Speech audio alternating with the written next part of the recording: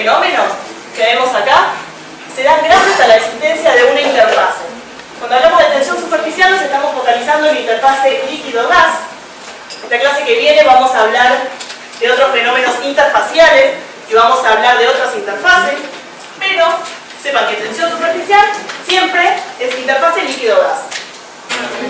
Y cuando hablamos de, por ejemplo, coeficiente de tensión superficial de líquido, en verdad estamos hablando de la interfase líquido-aire, líquido-gas, ¿sí? Siempre hay una interfase en juego, tienen que tener presente cuál es esa interfase. Bueno, ¿a qué se deben estos fenómenos de interfase? ¿Sí? En este caso el fenómeno de tensión superficial, a las fuerzas moleculares, ¿sí? A las interacciones moleculares que se dan en el seno del líquido, veamos, a priori. Esas interacciones son de origen electrostático, esto ya ustedes lo conocen, ¿sí? Del CBC o si cursaron química, lo habrán profundizado un poco más. Ejemplos de estas son Van der Waals, dipolo-dipolo, puente hidrógeno, ion-dipolo. Bien, esto no es desconocido para ustedes. Estas interacciones electrostáticas son siempre de carácter atractivo, bien, y tienen un alcance de 3 a 5 diámetros moleculares, ¿sí? Como máximo. Las moléculas tienen que estar cerca para que haya una interacción. Mayor distancia, menor va a ser esa interacción. Algo muy importante, aunque es una pura convención, pero sí para hablar en un mismo lenguaje, es que vamos a clasificar a estas interacciones de origen electrostático en dos tipos de fuerzas. Fuerza de cohesión y fuerza de adhesión. La naturaleza es la misma, solamente que hablamos de cohesión cuando hablamos de moléculas de la misma sustancia, por ejemplo, moléculas de agua y moléculas de agua. Y hablamos de fuerzas de adhesión cuando nos referimos a moléculas de distintas sustancias. Por ejemplo, agua con vidrio, ¿sí? Agua, aire. ¿Bien? Pero la naturaleza es la misma. Analicemos ahora a qué se debe la existencia de la tensión superficial como fenómeno de interfase. ¿Qué tenemos acá? Un reservorio de líquido, un reservorio con agua, y acá se detallan distintas moléculas. Y estas tienen distinto color, pero solamente para que centremos la atención acá, no es porque es una pelota, ¿sí? Con ninguna circunstancia, entonces una pelota dentro del seno del líquido. Es una molécula de agua, ¿sí? En este caso. Y una molécula de agua en el seno del líquido está rodeada, ¿sí? Esto analicemos todo en 3D, por otras moléculas de agua, ¿bien? Y cada una de esas moléculas de agua va a ejercer una fuerza, ¿sí? De atracción, dada por las interacciones moleculares, ¿bien? En este caso será puente de hidrógeno, ¿bien? Ahora bien, ¿cómo va a ser la fuerza neta que sufre esta molécula de agua? Cero, perfecto. ¿Por qué? Porque se anula, ¿sí? Está rodeada de moléculas de agua que generan fuerzas atractivas, entonces la sumatoria es cero. Bien, entonces, esto va a pasar con todas las moléculas que estén en el seno de una solución. Ahora, ¿qué pasa con las moléculas que están en la superficie? ¿Qué sucede acá?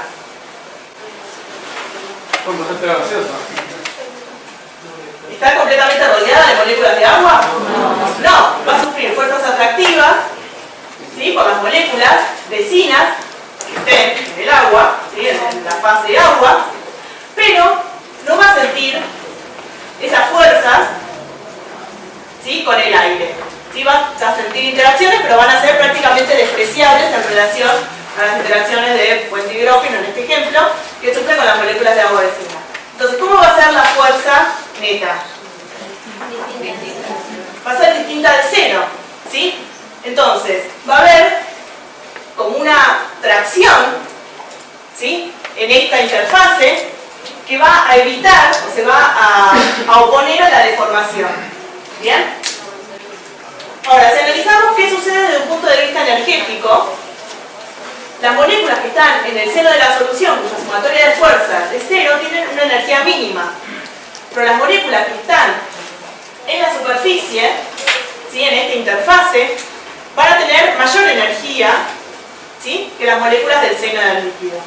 Esto me genera una diferencia de energía. Moléculas en el seno del líquido van a tener una energía potencial mínima y moléculas en la interfase tienen una energía mayor. ¿Bien? Entonces, como todo tiende al nivel de menor energía, y en este caso estamos limitados porque hay una interfase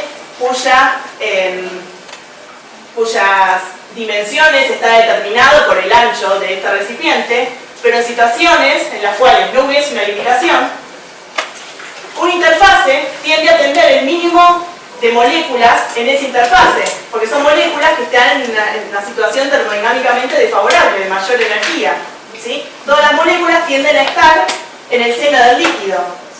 ¿Bien? Entonces, con eso en mente, avancemos.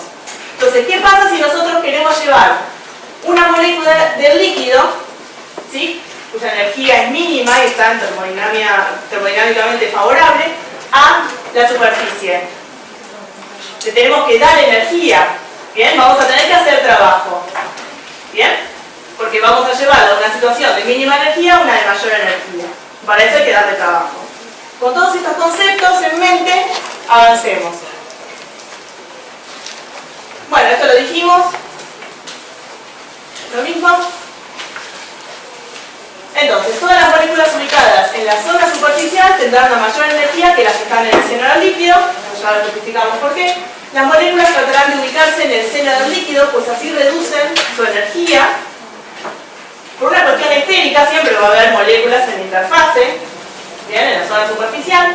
E incrementar la superficie implica aumentar la energía. ¿Por qué? Porque llevamos moléculas que estaban en el seno a la superficie.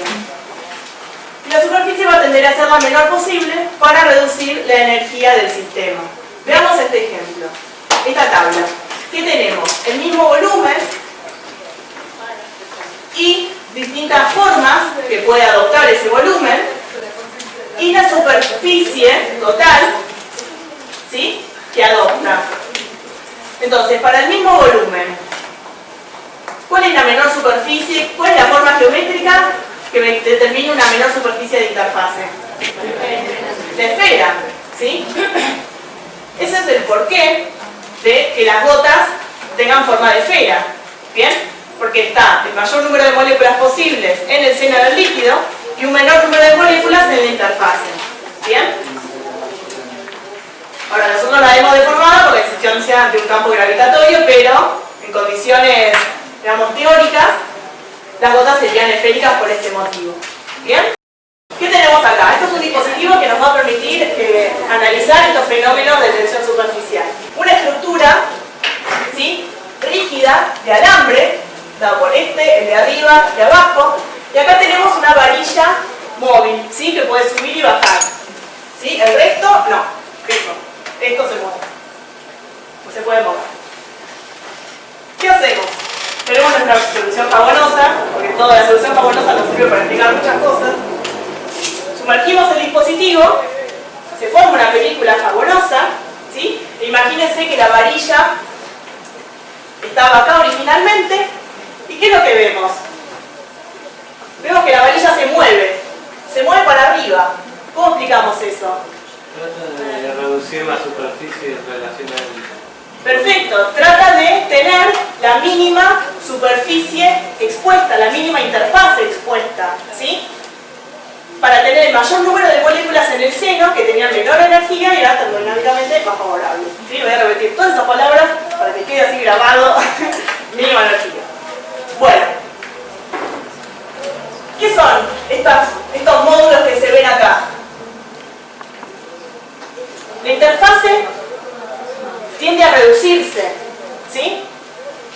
Esta varilla va ascendiendo originalmente porque hay una fuerza, que es la fuerza de tensión superficial, que se manifiesta a lo largo del perímetro de esa varilla y que se opone, ¿sí?, que tiende a reducir la interfase, que tracciona la varilla hacia arriba para que la interfase sea la mínima posible, ¿sí?, hasta que, o sea, nunca va a ser cero, porque obviamente siempre moléculas tiene que haber en la interfaz, no puede estar todo en el seno, obviamente. ¿Qué pasa en este lado y en el de arriba? Se manifiesta la fuerza de tensión superficial, pero eso está fijo, entonces no puede ejercer ninguna acción sobre producción de interfase. ¿Bien? Pero acá sí. ¿Vamos bien? importante, como vimos antes, que la película jabonosa tiene un espesor. ¿Bien? Y esta varilla tiene un espesor. Entonces, vamos a analizar la fuerza de tensión superficial en los dos lados, ¿sí? Acá se va a manifestar fuerza de tensión superficial y del otro lado también. Entonces vamos a multiplicar todas las observaciones por 2, como van a ver a continuación, porque estamos analizando un lado y el otro lado. ¿Bien?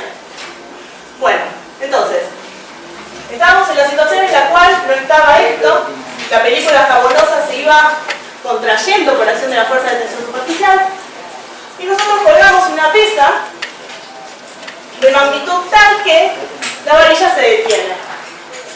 ¿Sí? Esa pesita es igual a la fuerza de tensión superficial, en este ejemplo. Y ahora, la fuerza de tensión superficial, que iba en ese sentido y dirección, se contrapone a la fuerza peso de la pesa, de modo tal que la sumatoria de fuerzas es 0 y esta varilla se detiene. ¿Bien? Ahora, miremos este ejemplo. Tenemos el mismo dispositivo, pero de mayor longitud. ¿Bien? El perímetro de esta varilla se triplicó. ¿Sí? ¿Y cómo hallamos el equilibrio? ¿Con una pesa? ¿Cuántas pesas necesitamos? 3 pesas. 3 pesas o una que pese el triple, para hacerlo didáctico, 3 pesas. ¿Pero qué nos quiere decir esto? ¿Cómo es la fuerza de tensión superficial que se manifestó acá en relación acá? Es 3 veces mayor. ¿Bien? Entonces, ¿qué relación podemos encontrar? Aumentó el perímetro 3 veces, la fuerza de tensión superficial aumentó 3 veces. Y eso lo podemos ver porque necesitamos 3 pesitas en lugar de una para lograr que la varilla se detuviese. ¿Bien? Y llegar a la situación de equilibrio de fuerza. Entonces, si venimos con esto, que la fuerza de tensión superficial es proporcional al perímetro, que acá lo llamamos L, ¿sí? Longitud de la varilla. Como habíamos visto que tenemos películas, o sea, analizamos un lado y otro, ¿sí? Consideramos este perímetro y el perímetro de atrás, por eso acá hay 2L, ¿sí? Pero ¿qué es importante? ¿Cuál es la constante de proporcionalidad que me relaciona la fuerza de tensión superficial con el perímetro? Este parámetro que es el coeficiente de tensión superficial. Entonces, características de la fuerza de tensión superficial. Siempre es tangente a la interfase, ¿sí? Fíjense, es tangente a la interfase. Si mi interfase es así, la fuerza es tangente, no es que va así para arriba o para abajo, siempre es tangente. Siempre orientada a modo tal de tender a reducir la interfase, ¿sí? Fíjense, la interfase se reducía si la fuerza estaba orientada así, no para abajo. ¿Bien? Y es proporcional al perímetro. Eso ya lo vimos. Bueno, ahora les propongo que hagamos otro análisis con el mismo dispositivo, pero ahora la intención es analizar lo siguiente. Nosotros vimos antes que para llevar moléculas del seno del líquido a la interfase, ¿qué había que hacer? Tenemos que hacer trabajo, tenemos que darle energía. ¿Bien? Lo que vamos a hacer ahora es relacionar cómo va a ser ese trabajo en función de parámetros del fenómeno de tensión superficial. ¿Bien? Entonces, vamos a hacer muchas consideraciones para hacerlo lo más simple posible. Tenemos este dispositivo que es el mismo que la situación anterior, pero ahora lo que hacemos es colocarle una pequeña pesa, muy pequeña, que me genera una fuerza tan pequeña que la llamamos diferencial de fuerza. ¿Bien? Esto abran sus mentes hacia los diferenciales. Digo, me van a decir, no, pero abran su mente a los diferenciales. Muy pequeña. Entonces, colgamos esta pesita. ¿Qué va a pasar? La varilla se va a ir desplazando muy lentamente, con velocidad constante, ¿sí? Posición de equilibrio, no se va a acelerar, ¿sí? Esto no me genera una fuerza neta, no se va a acelerar porque la fuerza tan pequeña que es un diferencial de fuerza, y llegamos a un punto en que toca el piso. ¿Bien? Esta pesa. Entonces, analizamos esa situación. ¿Qué es lo que pasó? ¿Qué es lo que nos habilitó el colgar una pesa? ¿Qué diferencia hay acá?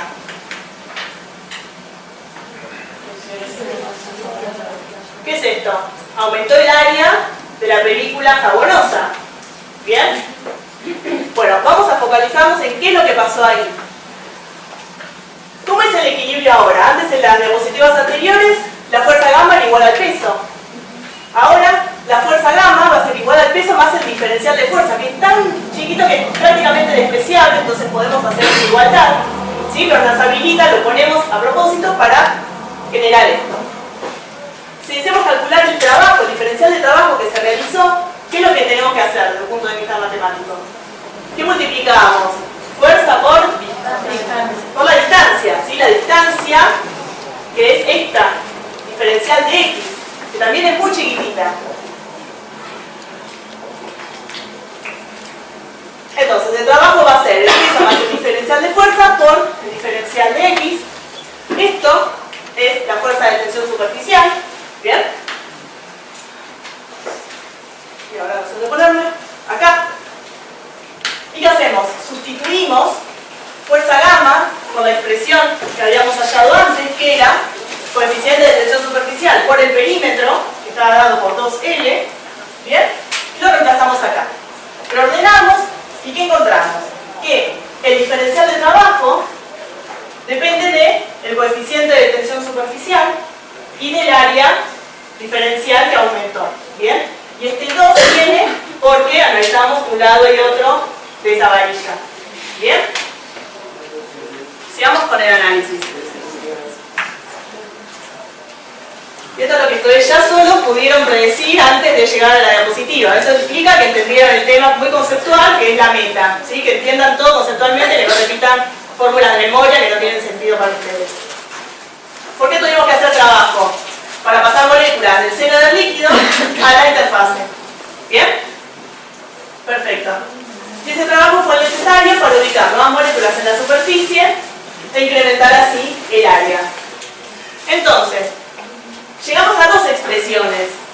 ¿Sí? Una que me relaciona la fuerza de tensión superficial con el coeficiente de tensión superficial y el perímetro, y otra que me relaciona el trabajo realizado para aumentar el área con el coeficiente de tensión superficial por el área que se incrementó.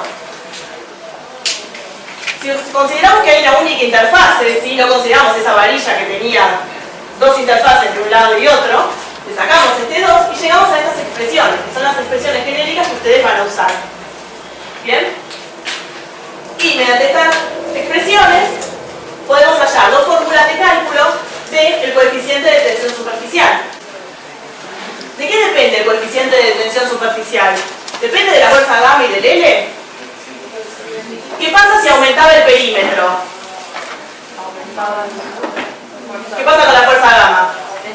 Aumentaba, ¿sí? La fuerza gamma se mantiene constante, ¿por qué? ¿De qué depende? Es una propiedad física que depende de la interfase, de los medios que estén en contacto, ¿sí? A 20 grados, el coeficiente de tensión superficial del agua, de la interfase agua-aire, va a ser 1, y en la interfase alcohol-aire va a ser otro, ¿sí? Si cambia la interfase, va a cambiar el coeficiente de tensión superficial. Cada interfase, cada medio de contacto, según sea su naturaleza, va a tener un gamma, lo llamamos así, decimos lo griego gamma, un gamma característico en cierta temperatura. ¿Vamos bien? ¿Y por qué hablamos de la temperatura? ¿En qué influye la temperatura? ¿Y por qué puede llegar a alterar la tensión superficial? A las uniones intermoleculares. Perfecto, porque ¿cuál era el origen de todos estos fenómenos de interfase? Eran las fuerzas intermoleculares. ¿Bien? Y la temperatura afecta a las fuerzas intermoleculares. Entonces va a afectar en última instancia al coeficiente de tensión superficial. ¿Qué tenemos acá? Distintas interfaces, un líquido en contacto con aire, líquido en contacto con aire, interfase. Siempre es importante que no miren solo esta columna. Si les dice tensión superficial del agua, del aceite de oliva, de la glicerina, siempre sepan que hay un gas también involucrado, porque estos son fenómenos de interfase.